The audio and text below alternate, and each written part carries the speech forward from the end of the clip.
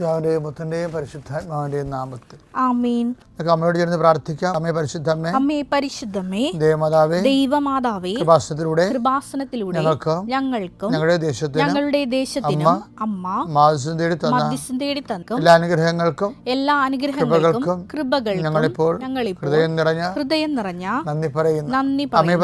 അമ്മേ പരിശുദ്ധമ്മേ, ദൈവമാതാവേ, 2004 ഡിസംബർ 7-ാം തീയതി ഉച്ചകഴിഞ്ഞ് 2:30 കൃപാസനത്തിൽ സംഭവിച്ച അമ്മയുടെ പ്രത്യക്ഷപ്പെടലിനെ കുറിച്ച് തിരുസഭയ്ക്ക് സമർപ്പിച്ചിരിക്കുന്ന പഠനരേഖകളുടെ മേൽ സഭാത്മകമായ പഠനം ആരംഭിക്കുവാൻ ഞങ്ങൾ പ്രാർത്ഥിക്കുന്നു.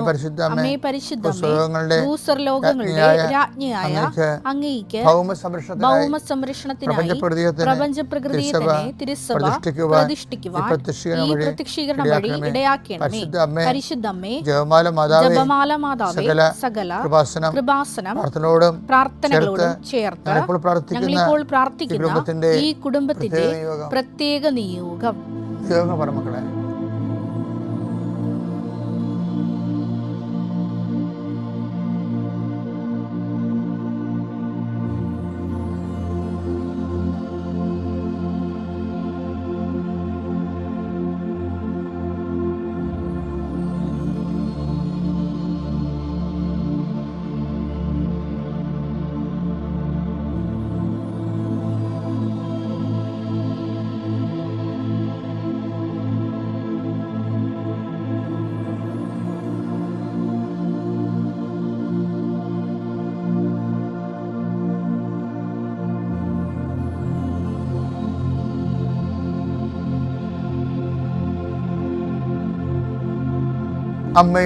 അമ്മയുടെ പ്രത്യക്ഷീകരണത്തിന്റെ ഈ അനുഗ്രഹവേളയിൽ ഞങ്ങൾക്ക് സാധിച്ചു തരുവാൻ കനിയണമേ. വിശ്വാസ പ്രമാണം. സർവശക്തനായ പിതാവും ആകാശത്തിന്റെയും ഭൂമിയുടെയും സൃഷ്ടാവുമായ ദൈവത്തിൽ ഞാൻ വിശ്വസിക്കുന്നു. അവിടുത്തെ ഏകപുത്രനും ഞങ്ങളുടെ കർത്താവുമായ ഈശോ മിശിഹായിലും ഞാൻ വിശ്വസിക്കുന്നു. ഈ പുത്രൻ പരിശുദ്ധാത്മാവിനാൽ ഗർഭസ്ഥനായി കന്യകാമറിയത്തിൽ നിന്ന് പിറന്ന് പൊന്തിയോസ് പീലാത്തോസിന്റെ കാലത്ത് പീഡകൾ സഹിച്ച് കുരിശിൽ തറയ്ക്കപ്പെട്ട് മരിച്ച് അടക്കപ്പെട്ട് പാതാളങ്ങളിൽ ഇറങ്ങി മരിച്ചവരുടെ ഇടയിൽ നിന്ന് 3-ാം നാൾ ഉയർത്ത് സ്വർഗത്തിലേക്ക് എഴുന്നള്ളി സർവശക്തിയുള്ള പിതാവായ ദൈവത്തിന്റെ വലതുഭാഗത്തിരിക്കുന്നു. അവിടെ നിന്ന് ജീവിക്കുന്നവരെയും മരിച്ചവരെയും വിധിക്കുവാൻ വരുമെന്നും ഞാൻ വിശ്വസിക്കുന്നു. പരിശുദ്ധാത്മാവിലും ഞാൻ വിശ്വസിക്കുന്നു. വിശുദ്ധ കത്തോലിക്കാ സഭയിലും പുണ്യവാന്മാരുടെ ഐക്യത്തിലും പാപങ്ങളുടെ മോചനത്തിലും ശരീരത്തിന്റെ ഉയർപ്പിലും നിത്യമായ ജീവിതത്തിലും ഞാൻ വിശ്വസിക്കുന്നു. ആമേൻ. സ്വർഗ്ഗസ്ഥനായ ഞങ്ങളുടെ പിതാവേ, അങ്ങയുടെ നാമം പൂജിതമാകണമേ. അങ്ങയുടെ രാജ്യം വരണമേ. അങ്ങയുടെ തിരുമനസ് സ്വർഗത്തിലെ പോലെ ഭൂമിയിലും ആകണമേ. അന്നു വേണ്ടുന്ന ആഹാരം ഇന്ന് ഞങ്ങൾക്ക് തരണമേ. ഞങ്ങളോട് തെറ്റ് ചെയ്യുന്നവരോട് ഞങ്ങൾ ക്ഷമിക്കുന്നത് പോലെ ഞങ്ങളുടെ തെറ്റുകൾ ഞങ്ങളോടും ക്ഷമിക്കണമേ. ഞങ്ങളെ പ്രലോഭനത്തിൽ ഉൾപ്പെടുത്തരുതേ, തിന്മയിൽ ഞങ്ങൾ രക്ഷിക്കണമേ. ആമേൻ. നന്മ നിറഞ്ഞ മറിയമേ, സ്വസ്തി. കർത്താവ് അങ്ങയുടെ കൂടെ സ്ത്രീകളിൽ അങ്ങ് അനുഗ്രഹിക്കപ്പെട്ടവളാകുന്നു. അങ്ങയുടെ ഉദരത്തിൻ ഫലമായി ഈശോ അനുഗ്രഹിക്കപ്പെട്ടവനാകുന്നു. പരിശുദ്ധ മറിയമേ, തമ്പുരാന്റെ അമ്മേ, പാപികളായ ഞങ്ങൾക്ക് വേണ്ടി ഇപ്പോഴും ഞങ്ങളുടെ മരണസമയത്തും തമ്പുരാനോട് അപേക്ഷിക്കണമേ. ആമേൻ. എൻ്റെ കർത്താവേ, നിന്റെ ഉന്നതമായ നാമത്തിന് സ്വസ്ഥം ചെയ്യുന്നു. നിന്റെ കർത്താവേ, നിന്റെ വിശുദ്ധ പൗരോഹിത്യത്തെ മഹത്വപ്പെടുത്തണമേ. കർത്താവേ, സഭയിലുള്ള സാന്നിധ്യം ദൃഢമാക്കണമേ. 39 വർഷം ഞാൻ അർപ്പിച്ച കുർബാനയുടെ യുഗതിയാൽ കൃപാസനത്താര ജീവനോടെ പ്രത്യക്ഷപ്പെട്ട പരിശുദ്ധ അമ്മയുടെ മാധ്യസ്ഥത ദൈവവേദലേ നീ അനുഗ്രഹിക്കപ്പെടട്ടെ. നിന്റെ കുടുംബം അനുഗ്രഹിക്കപ്പെടട്ടെ. നിന്റെ യാത്ര, നിന്റെ ചിന്തകൾ, നിന്റെ ആലോചനകൾ, നീ എടുക്കുന്ന തീരുമാനങ്ങൾ ദൈവവേദലേ കർത്താവ് നിന്നെ ആസ്വദിക്കട്ടെ. നീ ആരെ കോണ്ടാക്ട് ചെയ്യുന്നുവോ, ആരോട് ഫോണിൽ സംസാരിക്കുന്നുവോ, എവിടെ കൂടി നീ സഞ്ചരിക്കുന്നുവോ, എന്തിനു വേണ്ടി സഞ്ചരിക്കുന്നുവോ, നിൻ്റെ യാത്രകളെല്ലാം ലക്ഷ്യങ്ങളെല്ലാം കർത്താവ് അനുഗ്രഹിക്കട്ടെ. നിത്യം പിതാവ് പുത്രനും പരിശുദ്ധാത്മാവിലും നയിക്കുക. ആമേൻ. എൻ്റെ പ്രിയപ്പെട്ടവരെ, കഴിഞ്ഞ ദിവസങ്ങളിൽ നമ്മുടെ യൂട്യൂബിലെ അവസാനം വന്നപ്പോൾ ചെറിയ കംപ്ലൈൻറ്റ് ചെയ്തു. അത് കേൾക്കുന്നില്ല എന്ന് പറഞ്ഞു. അച്ഛൻ്റെ ശബ്ദം കേൾക്കുന്നില്ല. അപ്പോൾ അത് ഞങ്ങളുടെ എററല്ലത്, അത് യൂട്യൂബിൽ തന്നെ ഉള്ള സാങ്കേതിക പ്രശ്നങ്ങളാണ്. നമ്മുടെ മാസ്റ്ററെല്ലാം കറക്റ്റാണത്. അതുകൊണ്ട് ഞങ്ങൾ ഉടനെ ആ പ്രസംഗം രണ്ടാം അപ്പ് ചെയ്തായിരുന്നു. നിങ്ങൾ കണ്ടു കാണുമെന്ന് പ്രതീക്ഷിക്കുന്നു. എന്താ കണ്ടു കാണണമെന്ന് പറയുന്ന കാര്യം, ഇതൊരു സീരീസ് ഓഫ് വെളിപാടുകളാണ് വരണത്. കാര്യം കൃപാസനവും അതിൻ്റെ ആധ്യാത്മികതയും എന്ന് പറയുമ്പോൾ മാതാവിൻ്റെ പ്രത്യക്ഷീകരണവുമായിട്ട് ബന്ധപ്പെട്ട് ദൈവം അപ്ഡേറ്റ് ചെയ്യുന്നതാണത്. അപ്പോൾ അതുകൊണ്ട് തന്നെ അതിൻ്റെ ലിങ്ക് പോകാതിരിക്കാനാണ് ഞാൻ ഇടയ്ക്കിടയ്ക്ക് നിങ്ങൾ അപ്ഡേറ്റ് ചെയ്യണമെന്ന് പറയണം. നമുക്ക് ഒത്തിരിയേറെ പ്രശ്നങ്ങൾ ഉണ്ടാകത്തില്ലേ, മൾട്ടി പ്രോബ്ലംസില്ലേ ജീവിതത്തിൽ, മൾട്ടി പ്രോബ്ലംസ്. ഇന്ന് മകളെ പേർക്കിടാവിനെ കാണാൻ വേണ്ടി ആശുപത്രിയിൽ പോകണം, അവിടെ നിന്ന് പിന്നെ ഓഫീസിൽ പോകണം. ഓഫീസിൽ ചെല്ലുമ്പോൾ വേറെ അവിടെ ചില അസൈൻമെൻറ്റുകൾ ചെയ്ത് കാണത്തില്ല, അത് നമ്മളെ ഏൽപ്പിച്ച ആൾക്കാർ നമ്മളത് പരാജയപ്പെടുത്തി കാണും. അങ്ങനെ എവർ സോ മെനി വിത്ത് ഡിഫറെൻ്റ് ആയിട്ടുള്ള വിഷയങ്ങളെല്ലാം കൂടി ഇച്ചിരി പറയും. എൻ്റെ തലക്ക് ഭ്രാന്ത് പിടിക്കണമെന്ന് പറയും. എന്ന് വെച്ചാൽ ഒരു പ്രശ്നമല്ല, പല പ്രശ്നങ്ങളെല്ലാം കൂടി നമ്മളാണ് ഫേസ് ചെയ്യേണ്ടത്. അങ്ങനെ വരുമ്പോൾ എന്ത് ചെയ്യണമെന്ന് അറിയാം മക്കളെ? അങ്ങനെ വരുമ്പോൾ നിങ്ങൾ 2 കൊരിന്ത്യൻസ് 1:20 വായിക്കണം, ഒരു 3-4 പ്രാവശ്യം വായിക്കണം. എന്നുവെച്ചാൽ ഓരോരോ വിഷയങ്ങൾക്ക് ആ സബ്ജക്റ്റ് വൈസ് തനത് കൃപകളുണ്ട്. അത് ഓട്ടോമാറ്റിക്കായിട്ട് വർക്കൗട്ട് ചെയ്യണമെന്നുണ്ടെങ്കിൽ ദൈവത്തിൻ്റെ നാമത്തിന് ആമേൻ പറയണം. അത് അപ്പോൾ ആമേൻ നമ്മൾ പറയാം. ഏറ്റവും പ്രയർഫുൾ, ഏറ്റവും വലിയ പ്രാർത്ഥന എന്താണ്? ആമേനാണ്. വെച്ചാൽ ഈശോ തന്നെ എന്താണ് നമുക്കറിയാം. അമ്മ എന്താ പറഞ്ഞത്? ആമേൻ. ഈശോ എന്താ പറഞ്ഞത്? ആമേൻ. ഇതാ കർത്താവിൻ്റെ ദാസി എന്ന് പറയുന്ന ഷോട്ട് ചെയ്യുമ്പോൾ ആമേനാണ്. അങ്ങേ വചനം പോലെ എന്നിൽ നിറവേറട്ടെ. അപ്പോൾ ഇടയ്ക്ക് നമ്മൾ ഒരു സംഘർഷത്തിലൂടെ പോകണമെങ്കിൽ ആമേൻ ഈശോ ആമേൻ എന്ന് പറയണം. അപ്പം എന്താ കാര്യം വെച്ചാൽ അവിടെ എന്താണ് തിരുമനസ്, അത് നിൻ്റെ തിരുമനസ് നിറവേറണമേ. ഈശോ എങ്ങനെയല്ലേ പൂങ്കാവനത്തിലൊക്കെ വെച്ച് ഈശോ പ്രാർത്ഥിക്കുമ്പോൾ ഈശോയുടെ ഇഷ്ടം ഒന്നും നിറവേറുന്ന കാണുമ്പോൾ ഈശോ ഉടനെ പറയും ആമേൻ. പരിശുദ്ധാത്മ പറഞ്ഞു ആമേൻ, അതേ പിതാവേ എന്ന് പറയത്തില്ലേ? ചില അപ്പം ആ പിതാവിൻ്റെ ഇഷ്ടം നിറവേറട്ടെ എന്ന് പറഞ്ഞ ആമേൻ. ഇപ്പം ഈ ആമേൻ നമ്മൾ ഒരു പ്രത്യുത്തരം മാത്രമല്ല, നമ്മുടെ കംപ്ലീറ്റ് എക്സ്പ്രഷൻസ് ഓഫ് ഫെയ്ത്താണ് ആമേൻ. എന്തെങ്കിലും കാര്യം തെറ്റുപോയി, ഇപ്പോൾ ഒരു വണ്ടി തന്നെ മുട്ടി, അപ്പോൾ നിങ്ങൾ ആദ്യം പറയേണ്ടത് എന്താണ്? പ്രൈസ് ദി ലോർഡിനേക്കാൾ ശക്തമാണ് ആമേൻ. പ്രൈസ് ദി ലോർഡ് ദൈവത്തെ സ്തുതിപ്പെന്നാണ്, മറ്റത് ദൈവത്തിൻ്റെ ഹിതം നിറവേറട്ടെ. ഇപ്പോൾ ഉടമ്പടിയിലൊക്കെ ഇരിക്കുന്ന ആൾക്കാർക്ക് കംപ്ലീറ്റ് സുരക്ഷയാണുള്ളത്. പിന്നെ ഇടയ്ക്ക് ഡീവിയേഷൻ എന്തെങ്കിലും നമ്മുടെ അസൈൻമെൻറ്റിൽ നമ്മളുടെ കണക്കൂട്ടിൽ വരാത്ത സംഭവങ്ങൾ ദൈവഹിതമാണ്. അപ്പോൾ നമ്മൾ ആമേനാണ് പറയേണ്ടത്. ഉദാഹരണത്തിന് 2:1:20 എടുത്തേ. ദൈവത്തിന്റെ സകല വാഗ്ദാനങ്ങളും ക്രിസ്തുവിൽ. അനുഗ്രഹങ്ങളെല്ലാം അനുഗ്രഹങ്ങളെല്ലാം നമ്മൾ പ്രാപിക്കുന്നത് എന്താണ്? വാഗ്ദാനങ്ങൾ പ്രാപിച്ചുകൊണ്ടാണ്. നമ്മൾ ശരിക്കും പറഞ്ഞാൽ അനുഗ്രഹങ്ങളല്ല പ്രാപിക്കണത്. നമ്മൾ അനുഗ്രഹങ്ങളല്ല പ്രാപിക്കുന്നത്, നമ്മൾ പ്രാപിക്കുന്ന വാഗ്ദാനങ്ങളാണ്. മനസ്സിലായ? ക്രിസ്ത്യാനിറ്റിയിൽ നമ്മൾ പ്രാപിക്കുന്നത് വാഗ്ദാനങ്ങളാണ്. നമ്മളത് ഫീൽ ചെയ്യണത് അനുഗ്രഹമായിട്ടാണെന്നാണ് ഉള്ളത്. നമുക്ക് ഫീൽ ചെയ്യണത് അനുഗ്രഹം. ഇപ്പോൾ ജോലി കിട്ടി അനുഗ്രഹം, പക്ഷേ ജോലിയെക്കുറിച്ച് നീ പോകുന്നിടത്തെല്ലാം നിൻ്റെ ആഹാരം, നിൻ്റെ വസ്ത്രം, നിൻ്റെ ജീവിതം ഞാനത് ക്രമീകരിക്കും എന്നുള്ളത് എന്താണ്? അത് ദൈവത്തിൻ്റെ വാഗ്ദാനമാണ്. നമ്മൾ ജോലി കിട്ടിയെന്നല്ല പറയേണ്ടത്. ശരിക്കും പറഞ്ഞാൽ വാഗ്ദാനം പ്രാപിച്ചു എന്നാണ് പറയേണ്ടത്. കർത്താവിൻ്റെ വാഗ്ദാനം പ്രാപിച്ചു. ഇപ്പോൾ 8855 വാഗ്ദാനങ്ങളാണ് ബൈബിള് മുന്നോട്ട് വെക്കുന്നത്. ഇപ്പോൾ നിനക്ക് മരിച്ചു എന്ന് പറഞ്ഞാൽ അതിൻ്റെ അർത്ഥം എന്താണ്? വാഗ്ദാനം പ്രാപിച്ചു. എന്താ കാര്യം? വിശ്വസിക്കാൻ മരണമില്ലല്ലോ. എന്നെ വിശ്വസിക്കുന്നത് മരിച്ചാലും ജീവിക്കും. അപ്പോൾ നമ്മളെന്ത് ചെയ്യണേ? മരിച്ചു എന്ന് നമുക്ക് പറയാൻ പറ്റത്തില്ല. വാഗ്ദാനം പ്രാപിച്ചു. അത് എപ്പോഴും നമ്മൾ ശ്രദ്ധിക്കണം. എന്ന് വെച്ച് കഴിഞ്ഞാൽ ഇപ്പം ദൈവഹിതപ്രകാരമുള്ള ദൈവ പദ്ധതി അനുസരിച്ചുള്ള ജീവിതത്തിൽ ഏറ്റവും മീനിങ് ഫുള്ളായിട്ടുള്ള വാക്കാണ് ആമേൻ. ആമേൻ എന്ന് വെച്ച് കഴിഞ്ഞാൽ പിന്നെ അനുഗ്രഹങ്ങൾ പ്രാപിക്കുന്നതിന് പകരം നമ്മൾ പ്രാപിക്കുന്നത് വാഗ്ദാനങ്ങളാണ്. പിതാവിനും പുത്രനും പരിശുദ്ധാത്മാവിനും സ്തുതിയും ആരാധനയും പുകഴ്ചയും ഉണ്ടായിരിക്കട്ടെ. തിരുക്കുടുംബത്തിന് നന്ദി പറയുന്നു. കൃപാസനം പരിശുദ്ധ അമ്മയ്ക്ക് നന്ദി പറഞ്ഞുകൊണ്ട് എൻ്റെ ചെറിയ സാക്ഷ്യം തുടങ്ങുകയാണ്. ഉടമ്പടി എടുക്കുവാനായിട്ട് കുറേ കാര്യങ്ങളുണ്ടെങ്കിലും ഇപ്പോൾ എനിക്ക് ലഭിച്ച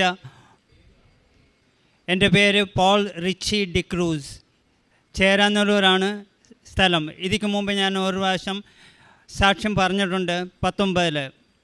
ഇപ്പം സാക്ഷ്യം പറയാൻ കാരണം എൻ്റെ വൈഫിന് ഡിസംബർ 2021 ഡിസംബർ 5-ാം തീയതി പെട്ടെന്ന് ഞാനും മോനും വൈഫും കൂടെ ഭക്ഷണം കഴിക്കാനായിട്ട് ഉച്ചയ്ക്ക് ഇരുന്നപ്പോൾ പെട്ടെന്ന് വൈഫിന് തല കറങ്ങി വീഴാൻ പോയി. മോൻ ഉടനെ അടുത്തുണ്ടായിരുന്നത് ഭാഗ്യമായിരുന്നു. അവൻ ഭക്ഷണവും വൈഫിനെയും കയറി പിടിച്ചു. അവിടെ അപ്പോൾ തന്നെ ഭയങ്കരമായിട്ട് വയർത്തു, ഛർദ്ദിച്ചു. അവൻ ഉടനെ കാര്യം പിടികിട്ടി. അവൻ വേഗം കാറെടുത്തു. എൻ്റെ അടുത്ത് പറഞ്ഞ് എങ്ങനെയെങ്കിലും മമ്മിനെ ഹോസ്പിറ്റലിൽ എത്തിക്കണമെന്ന്. ഞാൻ ഉടനെ തന്നെ കാറിൽ കയറ്റി ഹോസ്പിറ്റലിലോട്ട് കൊണ്ടുപോയി. ഹോസ്പിറ്റലിൽ ചെന്നപ്പം അവിടുത്തെ ഡോക്ടർ പറഞ്ഞു ഇവിടെ പറ്റില്ല, വലിയ ഹോസ്പിറ്റലിലോട്ട് കൊണ്ടുപോകണമെന്ന്. അങ്ങനെ ഞങ്ങൾ ലൂർദ് ഹോസ്പിറ്റലിലോട്ട് കൊണ്ടുപോയി. അവിടെ എല്ലാവിധ ടെസ്റ്റും സ്കാനും MRIയും മറ്റുള്ള എല്ലാ ടെസ്റ്റും ചെയ്തു. പക്ഷേ പരിശുദ്ധമ്മയുടെ അനുഗ്രഹമാണ്. കാരണം എൻ്റെ കയ്യിൽ മാതാവിൻ്റെ ഉടമ്പടി ലോക്കറ്റ് ഉണ്ടായിരുന്നു. ഞാൻ വൈഫിനോട് പറഞ്ഞു ഒന്നും കൊണ്ടും വിഷമിക്കേണ്ട, ഞാൻ കൂടെ മാതാവിൻ്റെ ലോക്കറ്റും പിടിച്ചിവിടെ തന്നെ ഉണ്ട്, വിഷമിക്കേണ്ടെന്ന് പറഞ്ഞു. ആ മാതാവിൻ്റെ ലോക്കറ്റിൻ്റെയും മാതാവിൻ്റെ അനുഗ്രഹം കൊണ്ട് എല്ലാ ടെസ്റ്റും നോർമലായിരുന്നു. ഡോക്ടർ പറഞ്ഞു ഇത് സ്ട്രോക്കോ അല്ലെങ്കിൽ പാരലൈറ്റിക്കോ വരാനുള്ള സിംറ്റങ്ങളായിരുന്നു കാണിച്ചുകൊണ്ടിരിക്കുന്നത്. പക്ഷേ ഒന്നും സംഭവിച്ചില്ല. അതിന് ഞാൻ ദൈവത്തിന് നന്ദി പറയുന്നു. കൃപാസനം പരിശുദ്ധമ്മയ്ക്ക് നന്ദി പറയുന്നു. ഇപ്പോൾ നോർമലായിക്കൊണ്ടിരിക്കുന്നു, കുഴപ്പമൊന്നുമില്ല. രണ്ടാമത്തെ സാക്ഷ്യം എനിക്ക് പറയാനുള്ളത് എൻ്റെ മോളുടെയാണ്. മോൾക്ക് അലർജിയുടെ രോഗമുണ്ട്. പെട്ടെന്ന് പൊടി അടിച്ചാലും അലമാര തുറന്നോ തുണിയെടുക്കാനോ തുടങ്ങുമ്പോഴത്തേക്കും അതിൻ്റേതായിട്ടുള്ള ഭവിഷ്യത്തുകൾ വരാൻ തുടങ്ങും. ഉടനെ തന്നെ തുമ്മൽ വരും, പ്രയാസമാവും. ഏതെങ്കിലും മെഡിസിൻ എടുത്തു കഴിഞ്ഞാൽ മുഖം കണ്ണെല്ലാം വന്ന് വീർത്ത് ആകെ പ്രയാസത്തിലാവും. ഒരു ടീച്ചറായത് കാരണം സ്കൂളിൽ പോകാനും പറ്റില്ല. കുട്ടികൾക്കും അവിടെ ചെല്ലുമ്പോൾ വിഷമമാണ്. ടീച്ചറിനോട് ഒരിടത്ത് മാറിയിരിക്കാൻ പറയും. ഈ അസുഖത്തിൻ്റെ കാര്യവും ഞങ്ങൾ ഈ ഉടമ്പടിയിൽ എഴുതിയിട്ടുണ്ടായിരുന്നു. ഈ ഉടമ്പടിയിൽ എടുത്തതിന് ശേഷം ഇപ്പോൾ ഈ 2 കൊല്ലമായിട്ട് അവൾക്ക് അലർജിയിൽ നിന്നും പരിപൂർണമായ സൗഖ്യം പരിശുദ്ധമ്മ ഈശോയിൽ നിന്നും വാങ്ങിത്തന്നു. അതിന് ഞാൻ പരിശുദ്ധമ്മയ്ക്ക് നന്ദി പറയുന്നു, ഈശോയ്ക്ക് നന്ദി പറയുന്നു. ഇനി ഒരു കാര്യം പറയാനുള്ളത് എൻ്റെയാണ്. എനിക്ക് 10-13 കൊല്ലമായി സോറിയാസിസ് ഉണ്ടായിരുന്നു. ആ സോറിയാസിസ് 19 ഇവിടെ വന്ന് ഞാൻ സാക്ഷ്യം പറഞ്ഞാണ്. കാരണം അന്നേരം എനിക്ക് പരിപൂർണമായിട്ട് അത് സുഖപ്പെട്ടതായിരുന്നു. പക്ഷേ 21 കൊറോണ വന്നപ്പോഴുള്ള ആദ്യത്തെ ഇഞ്ചക്ഷൻ, കൊറോണയുടെ ആദ്യത്തെ ഇഞ്ചക്ഷൻ എടുത്തതിന് ശേഷം എനിക്ക് പെട്ടെന്ന് ആ അലർജി, സോറിയാസിസ് വീണ്ടും എനിക്ക് പൊട്ടി വരാൻ തുടങ്ങി. രണ്ടാമത്തെ ഇഞ്ചക്ഷൻ എടുത്തപ്പം അത് വളരെയധികം കൂടി. പിന്നെ എനിക്ക് വെളിയിലിറങ്ങാനോ ആരെടുത്തെങ്കിലും വർത്തമാനം പറയാനുള്ള പ്രയാസമേ. കാരണം നേരത്തെ ഉണ്ടായിരുന്നത് എൻ്റെ ദേഹത്താണെങ്കിൽ ഇപ്രാവശ്യം തല മുതൽ പാദം വരെയായി. അപ്പോൾ എനിക്ക് മുറിയിൽ തന്നെ നിൽക്കാൻ പറ്റുകയില്ല. എവിടെ നിന്നാലും അവിടെയെല്ലാം എൻ്റെ സ്കിൻ വീണുകൊണ്ടിരിക്കും. അത് എനിക്ക് ഒത്തിരി വിഷമമായിരുന്നു. കാരണം ഞാൻ പിന്നെ ഒരു മുറിയിലോട്ട് ഒതുങ്ങാൻ തുടങ്ങി. അധികം മുറിയിലോട്ടൊന്നും കയറുകയല്ല. എല്ലായിടത്തും സ്കിൻ വീഴുന്നതിൻ്റെ പ്രോബ്ലമായിരുന്നു. ഹോമിയോ കഴിക്കാനായിട്ട് വീണ്ടും എൻ്റെ അടുത്ത് ആൾക്കാർ പറഞ്ഞു. ഞാൻ പല മരുന്ന് നേരത്തെ ചെയ്തതാണ്, പക്ഷെ ഇവിടെ വന്ന് പ്രാർത്ഥിച്ചതിന് ശേഷം അത് മാറിയതാണ്. അന്ന് ഒരുപക്ഷെ ഞാൻ പരിശുദ്ധമ്മയെയും യേശുവിനെയും പുകഴ്ത്തി പറഞ്ഞില്ലായിരിക്കും. കാരണം ഞാനിവിടെ വന്ന് നിന്ന് അച്ഛൻ്റെ കയ്യിൽ നിന്ന് അനുഗ്രഹം വാങ്ങിച്ചായിരുന്നു. അച്ഛൻ തലേ തൊട്ട് എന്നെ അനുഗ്രഹിച്ചിട്ട് പറഞ്ഞു 3 മാസത്തിനുള്ളിൽ നിൻ്റെ അസുഖം മാറുമെന്ന്. 3 മാസത്തിനുള്ളിൽ ആ അസുഖം ശരിക്കും മാറിയതായിരുന്നു. ഒരുപക്ഷെ ഞാൻ അന്നേരം പരിശുദ്ധമ്മനെയും യേശുവിനെയും പുകഴ്ത്തി ഒന്നും പറഞ്ഞില്ലായിരിക്കാം. അതുകൊണ്ടായിരിക്കും തിരിച്ചു വന്നത് എനിക്ക് തോന്നുന്നു. കാരണം എങ്ങനെയായാലും ആ കൊറോണയുടെ ഇഞ്ചക്ഷൻ എനിക്ക് ഒത്തിരി വേദനിപ്പിച്ചു. അതിനുശേഷം ഞാൻ തീർത്തും വീട്ടിൽ എല്ലാവരുടെ പറഞ്ഞു ഞാനിനി മരുന്ന് കഴിക്കില്ല. ഈ പരിശുദ്ധമ്മയുടെ അവിടെ നിന്നും കിട്ടിയ വെഞ്ചരിച്ച ഈ ഉപ്പും തൈലവും തേനും മാത്രമേ കഴിക്കുകയുള്ളൂ, വേറൊന്നും കഴിക്കുന്നില്ലെന്ന്. ഒന്നും പറഞ്ഞില്ലെങ്കിലും മറ്റുള്ളവരുടെ ഫ്രണ്ടിൽ പോകുമ്പം അവർ എന്നോട് ചോദിക്കുമായിരുന്നു 19 നിനക്ക് സുഖപ്പെട്ടതല്ലേ, വീണ്ടും എങ്ങനെ ഇത് വന്നതെന്ന്. അത് എന്നെ കൂടുതൽ വിഷമിപ്പിച്ചു. അത് കാരണം ഞാൻ പരിശുദ്ധമ്മയോട് പറഞ്ഞു ഇനി ഞാൻ മരുന്ന് കഴിക്കുന്നില്ല. ഞാൻ അമ്മയിൽ മാത്രം ആശ്രയിച്ചുകൊണ്ട് ഈ സോറിയാസിസ് മാറാൻ വേണ്ടി ഞാൻ കാത്തു നിൽക്കും. അമ്മ എന്നെ അനുഗ്രഹിക്കണമെന്ന്. കുറച്ച് സമയമെടുത്തു. തലേ മുതൽ പാദം വരെ ഇപ്പോൾ മാറി. തലയിൽ നിന്നാണ് ആദ്യം മാറാൻ തുടങ്ങിയത്, അതിനുശേഷം മുഖത്തെ മാറാൻ തുടങ്ങി, അങ്ങനെ ചെസ്റ്റിലായി. ഇപ്പോൾ പാദം വരെ അത് പരിപൂർണമായിട്ടും മാറിയിട്ടുണ്ട്. പരിശുദ്ധമ്മയ്ക്കും യേശുവിൽ നിന്നും വാങ്ങിത്തന്ന ഈ അനുഗ്രഹത്തിന് പരിശുദ്ധമ്മയ്ക്കും നന്ദി പറയുന്നു. പിതാവും പുത്രനും പരിശുദ്ധാത്മാവിന് ആരാധനയും സ്തുതിയും പുകഴ്ചയുണ്ടായിരിക്കട്ടെ. എൻ്റെ പേര് ലിസി സണ്ണി എന്നാണ്. ഞാൻ കോതമംഗലം എന്ന ദേശത്തു നിന്ന് വരുന്നു. ഞാനൊരു യാക്കോബൈറ്റ് സഭയിൽ പോകുന്ന ഒരു വ്യക്തിയാണ്. ഞാൻ ഇവിടെ എൻ്റെ അത്ഭുത സാക്ഷ്യം ഞാനിവിടെ പറയുന്നത് 2022 നവംബർ 9 ഞാനിവിടെ ആദ്യമായിട്ട് ഈ കൃപാസനത്തിൽ വരുന്നത്. ഈ കൃപാസനത്തെക്കുറിച്ച് പലരും എൻ്റെ അടുത്ത് നേരത്തെ പറഞ്ഞിട്ടുണ്ടായിരുന്നു. ഞാനൊരു 5-8 വർഷം മുമ്പേ മുതൽ ഇവിടെ വരാൻ വേണ്ടി ഒത്തിരി ആഗ്രഹിച്ചിരുന്നായിരുന്നു. എനിക്ക് വരാൻ സാധിച്ചില്ല.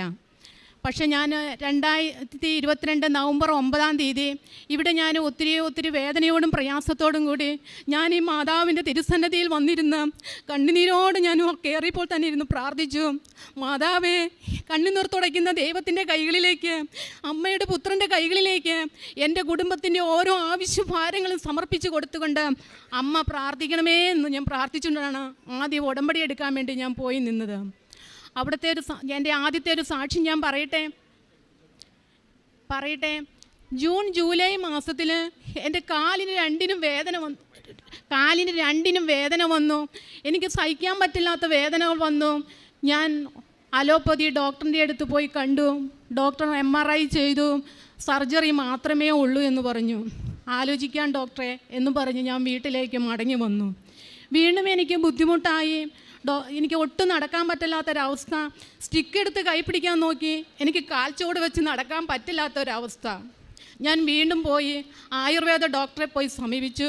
അവിടെ ഒരാഴ്ചത്തെ ട്രീറ്റ്മെൻറ്റ് നടത്തി. ഞാൻ വാക്കറിൽ പിടിച്ച് നടക്കാൻ പോലും എനിക്ക് ബുദ്ധിമുട്ട്. എൻ്റെതായ കാര്യങ്ങൾ പോലും എനിക്ക് നടത്താൻ വളരെയധികം ബുദ്ധിമുട്ട്. എൻ്റെ ഹസ്ബൻഡാണെങ്കിലോ ഒരു സ്പൈനൽ കോഡ് സർജറി നടന്ന ഒരു വ്യക്തി. എന്നെ നോക്കാൻ എൻ്റെ ഹസ്ബൻഡിന് കഴിയില്ല. എൻ്റെ കൈ ഒന്ന് പിടിക്കാൻ പോലും പറ്റത്തില്ല. എനിക്ക് 2 മക്കളാണ്. അങ്ങനെ ഞാൻ 1.5 മാസത്തോളം ആയുർവേദ ട്രീറ്റ്മെൻറ്റ് നടന്നു. അങ്ങനെ ഞാൻ നടന്ന് കുറച്ച് കഴിഞ്ഞ് കഴിഞ്ഞപ്പോൾ വാക്കറിൽ നിന്ന് കൈ പയ്യെ വിട്ടു. അപ്പോഴാണ് എൻ്റെ ഒരു പരിചയത്തിലുള്ള ഒരു സ്ത്രീ പറഞ്ഞു, ചേച്ചി, ഞാനിവിടെ കൃപാസനത്തിൽ പോയി, ഞാനവിടെ ഉടമ്പടി വെച്ചു. എനിക്ക് എൻ്റെതായ ജീവിത പ്രശ്നത്തിൽ കുറേ മാറ്റങ്ങൾ വന്നു. ചേച്ചിയും പോരുന്നുണ്ടോ? ചേച്ചി, ഞാൻ കൊണ്ടുപോകാമെന്ന്. ഞാൻ അങ്ങനെ ആ മകളോട് പറഞ്ഞു, ഞാൻ പോരാം. വീട്ടിൽ ചോദിച്ചു കഴിഞ്ഞപ്പോൾ എൻ്റെ ഹസ്ബൻഡിന് അതേക്കുറിച്ച് യാതൊരു അഭിപ്രായമില്ല. പോകണ്ട എന്ന് മാത്രം. ഭർത്താവിനെ ധിക്കരിച്ചുകൊണ്ട് ഞാൻ ആ സ്ത്രീയുടെ കൂട്ടത്തിൽ ബസ്സിനകത്ത് കയറി. അവളെന്നെ ഒത്തിരി ഹെൽപ്പ് ചെയ്തു. അങ്ങനെയാണ് ഞാനിവിടെ വന്നത്. ഇപ്പോൾ എനിക്ക് വാക്കർ വേണ്ട. ഇന്നിപ്പോൾ ഞാൻ ബസ്സിനകത്ത് ആരുടെയും സഹായം കൂടാതെ ഇവിടെ വന്നു. ഞാൻ മാതാവിൻ്റെ തിരുസന്നിധിയെ ഒത്തിരി കണ്ണുനീരോടെ ഞാൻ പ്രാർത്ഥിച്ചു. എനിക്ക് ഓടി നടക്കണം, നിൻ്റെ വേല എനിക്ക് ചെയ്യണം, ദൈവ തിരുസന്നിധിയിൽ എനിക്ക് ആത്മീയ വേല ചെയ്യണം, നിൻ്റെ മകളായി എന്നെ എവിടെ നിന്ന് ഏറ്റെടുക്കണം, നിൻ്റെ തിരുസന്നിധിയിലേക്ക് ഞാൻ ഓടി വരുന്ന ഒരു മകളാണ്, നീ എന്നെ തൊടണം എന്ന് ഞാൻ അമ്മയോട് ഞാൻ മാധ്യസ്ഥം അപേക്ഷിച്ചു. അമ്മേ, എന്നെ അവിടെ നിന്ന് കൈവിടില്ലേ എന്ന് ഞാൻ കണ്ണുനീരോടെ പ്രാർത്ഥിച്ചുകൊണ്ടാണ് ഞാൻ ഇവിടെ നിന്ന് ഇറങ്ങിപ്പോയത്. ഇപ്പോൾ എനിക്ക് ഇത്രത്തോളം എന്നെ സഹായിച്ചു, ഇത്രത്തോളം ദൈവം എന്നെ വഴി നടത്തി. ഇന്ന് ഈ രീതി നടത്തിയ എൻ്റെ പരിശുദ്ധ കൃപാസന മാതാവിനോടും അമ്മ മാധ്യസ്ഥ അയച്ച തിരുക്കുമാരനോടും ഞാൻ നന്ദി പറയുന്നു. വീണ്ടും രണ്ടാമത്തെ അത്ഭുത സാക്ഷി എന്ന് പറയുന്നത്, ജൂലൈ ഓഗസ്റ്റിൽ എനിക്ക് ഈ കാലുപാടില്ലാതെ ഞാനിങ്ങനെ ഇരിക്കുന്ന സമയം എൻ്റെ മോൾക്ക് 2 മക്കളാണ്, 2 പെൺപിള്ളേരാണ്. മോൾക്ക് ഒരു കല്യാണാലോചന വന്നു. കല്യാണം നടത്തി കൊടുക്കണം. ഭർത്താവിന് ജോലിയില്ല. ഭർത്താവിൻ്റെ കാര്യങ്ങൾ തന്നെ നമ്മൾ നടത്തി കൊടുക്കണം. ഏത് രീതിയിൽ കല്യാണം നടത്തും, എങ്ങനെ നടത്തുമെന്ന് ആലോചിച്ചിരിക്കുന്ന സമയത്താണ് എൻ്റെ മകളുടെ കല്യാണം വന്നു. അവർക്ക് ഇഷ്ടപ്പെട്ടു പോയി. അവരൊരു ഡേറ്റ് നിശ്ചയിച്ചു. ജാനുവരി 1 എന്നൊരു ഡേറ്റ് നിശ്ചയിച്ചിട്ട് പോയി. ഞാൻ ഓടി ഇവിടെ വന്നത് നവംബർ 9 ഇവിടെ വരുന്നത് 2022. മകൾക്ക് വേണ്ടി ഞാനൊരു സൊസൈറ്റിയിൽ ഞങ്ങളൊരു ചിട്ടി കൂടിയിട്ടു. ആ ചിട്ടി കിട്ടിയാൽ മാത്രമേ എൻ്റെ കൊച്ചിന് കല്യാണം നടക്കുകയുള്ളൂ, അല്ലെങ്കിൽ നടക്കില്ല എന്ന് ഞാൻ പൂർണ്ണമായി വിശ്വസിച്ചു. പക്ഷേ ഞാൻ ആ കാര്യവും ഞാൻ എൻ്റെ അമ്മയുടെ തിരുസന്നിധിയിലേക്ക് ഞാൻ ഏൽപ്പിച്ചു കൊടുത്തു. അമ്മ അവിടെ നിന്ന് ഏറ്റെടുത്തു. 9-ാം തീയതി ഞാനിവിടെ വന്നു, ഉടമ്പടി എടുത്തിട്ട് പോയി. 13-ാം തീയതിയാണ് ചിട്ടിയുടെ നറുക്കെടുപ്പ്. ഞാൻ അമ്മയുടെ കാശ് രൂപം എടുത്ത് പിടിച്ചുകൊണ്ട് ഞാൻ ആ നറുക്കെടുപ്പിൻ്റെ സമയത്താണ് ഞാൻ പിടിച്ചുകൊണ്ട് ഞാൻ പ്രാർത്ഥിച്ചു, അമ്മേ മാതാവേ എന്നെ കൈവിടല്ലേ, എനിക്ക് വേറൊരു പ്രതീക്ഷയില്ല, എന്നെ ആരും സഹായിക്കാനില്ല എന്ന് ഞാൻ അമ്മയോട് ഞാൻ മാധ്യസ്ഥം അപേക്ഷിച്ചു. പക്ഷേ എനിക്ക് നറുക്കില്ല, എനിക്ക് കുറി വീണില്ല. ഞാൻ നിരാശയായി.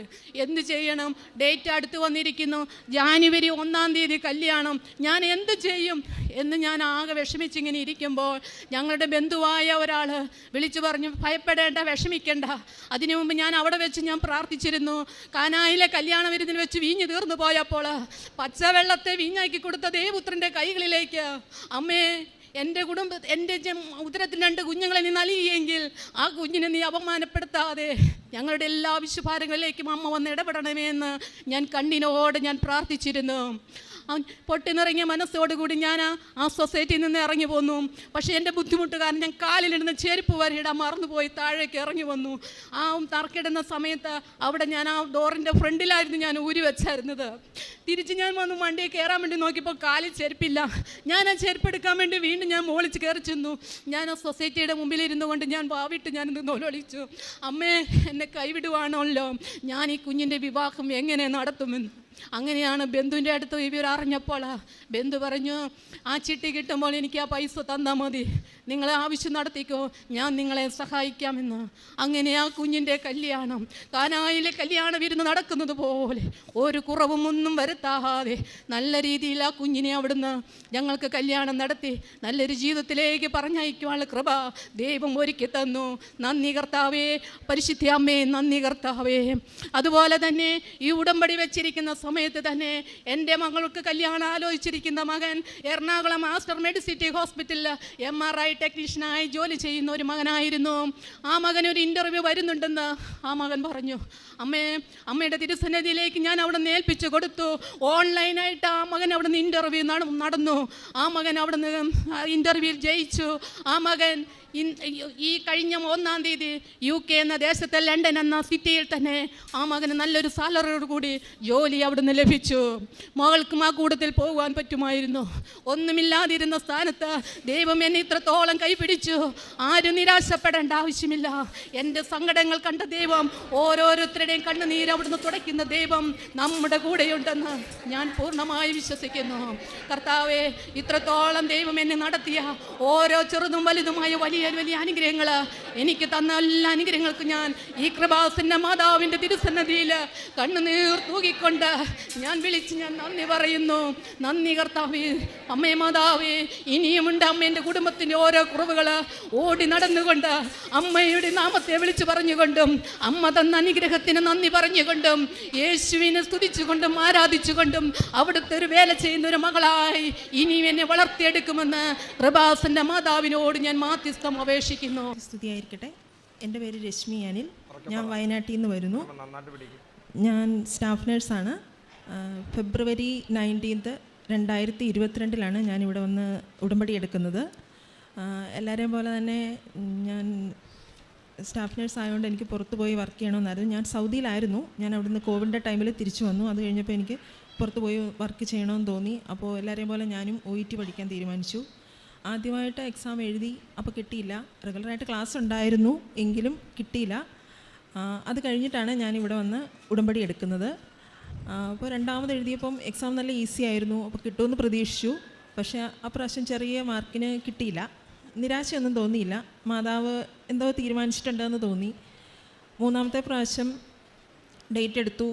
അപ്പോൾ റെഗുലർ ക്ലാസ് ഇല്ല, പക്ഷേ ഓൺലൈനിൽ ക്ലാസ് അറ്റൻഡ് ചെയ്യുന്നുണ്ടായിരുന്നു. അപ്പോൾ എല്ലാവരും ട്യൂട്ടേഴ്സൊക്കെ ആണെങ്കിലും പറഞ്ഞു നല്ല ഇമ്പ്രൂവ്മെൻ്റ് ഉണ്ട്, ഇപ്രാവശ്യം ഉറപ്പായിട്ടും കിട്ടും എന്ന് പറഞ്ഞ് ഞാൻ ആ ഒരു സന്തോഷത്തിൽ പോയി. ആരോടും വീട്ടിലെ വേറെ റിലേറ്റീവ്സിനോടോ അങ്ങനെ ആരോടും പറഞ്ഞില്ല. പക്ഷേ മൂന്നാമത്തെ അറ്റംപ്റ്റ് എക്സാം എഴുതി. കുറച്ച് എളുപ്പമായിരുന്നു. അപ്പം ഉടമ്പടി എടുത്തുകൊണ്ട് ഇപ്രാവശ്യം കിട്ടുമെന്ന് പ്രതീക്ഷിച്ചു. പക്ഷേ ആ പ്രാവശ്യം റിസൾട്ട് വന്നപ്പം ചെറിയ മാർക്കിന് തന്നെ അതും പോയി. പക്ഷേ എന്തോ അപ്പോൾ സങ്കടമൊന്നും വന്നില്ല. മാതാവ് ഈശോ എന്തോ ഒരു കാര്യം എനിക്ക് വേണ്ടി കരുതിയിട്ടുണ്ടെന്ന് തോന്നി.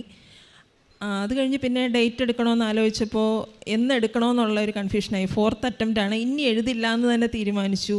അപ്പം ഈ 4th അറ്റംപ്റ്റോടെ തീർക്കണമെന്ന് ഓർത്തിട്ട് ജപമാല റാലിയുടെ ദിവസം, അതായത് ഒക്ടോബർ 29 ഇവിടെ ജപമാല റാലി ഉണ്ട്. അപ്പോൾ വന്ന് ഇവിടെ അറ്റൻഡ് ചെയ്യാൻ പറ്റില്ല. അപ്പോൾ എന്താ ചെയ്യാമെന്ന് ഓർത്തപ്പോൾ അവിടെ പള്ളിയിൽ ജപമാല റാലി ഉണ്ടെന്നറിഞ്ഞു. അതിന് നിയോഗം കയ്യിൽ എഴുതി പിടിച്ച് ഞാൻ പോയി. ഒരു 12 കിലോമീറ്റർ ഉണ്ട്. ആ നിയോഗം ഞങ്ങളത് നടന്ന് പ്രാർത്ഥിച്ചു. അവിടെ പള്ളിയിലെത്തി മാതാവിനോട് വിശയോടും കുർബാനയൊക്കെ കഴിഞ്ഞ് നന്നായിട്ട് പ്രാർത്ഥിച്ച് വന്ന് ഡേറ്റ് എടുത്തു. ഒക്ടോബർ 29 ഡേറ്റ് എടുത്തു. കഴിഞ്ഞിട്ട് എക്സാം വരുന്നത് ഡിസംബർ 17 അതിൻ്റെ ഇടയ്ക്ക് ഇനി എന്തുകൊണ്ടായിരിക്കും കിട്ടാത്തതെന്ന് ഇങ്ങനെ ചിന്തിച്ചപ്പോൾ തോന്നി, ബാക്കി എല്ലാ നിബന്ധനകളും ചെയ്യുന്നുണ്ടെങ്കിലും രോഗികളെ കാണാൻ ഇന്നേവരെ പോയിട്ടില്ലായിരുന്നു. ജീവകാരുണ്യ പ്രവർത്തനമൊക്കെ ചെയ്യുന്നുണ്ട്, ഫിനാൻഷ്യലി ഹെൽപ്പ് ചെയ്യാൻ പറ്റുന്നവരെ ചെയ്യും, ഫുഡ് കൊടുക്കും, ഡ്രസ്സൊക്കെ കൊടുക്കും, അതൊക്കെ ചെയ്യുന്നുണ്ടെങ്കിൽ രോഗികളെ കാണാൻ നേരിട്ട് പോയിട്ടില്ലായിരുന്നു. അപ്പോൾ പിന്നെ ക്ലാസ്സൊക്കെ കഴിഞ്ഞ് ഓൺലൈൻ ക്ലാസ്സൊക്കെ കഴിഞ്ഞ് കിട്ടുന്ന സമയത്തിൽ അടുത്തുള്ള ഹോസ്പിറ്റലുകളിൽ, ആയുർവേദ ഹോസ്പിറ്റലുകളിലും ജനറൽ ഹോസ്പിറ്റലുകളിലും ഒക്കെ രോഗികളെ കാണാൻ പോയി. അവർക്ക് വേണ്ട നേർച്ച വസ്തുക്കൾ കൊടുത്തു, പത്രം കൊടുത്തു, അങ്ങനെ ഓരോ കാര്യങ്ങൾ ചെയ്യും. പത്രത്തിൻ്റെ കൂടെ തന്നെ ഇവിടെ കൗൺസിലിങ്ങിന് പറയുന്ന വചനങ്ങളൊക്കെ എഴുതി പ്രിൻ്റ് എടുത്തിട്ട് അതിൻ്റെ കോപ്പീസും വെച്ച് കൊടുക്കുമായിരുന്നു. അപ്പോൾ ചിലരത് വാങ്ങും, ചിലരത് വാങ്ങില്ല. അങ്ങനെ അതും കൊടുത്തു. അത് കഴിഞ്ഞ് ഡിസംബർ 17 എക്സാം എഴുതി.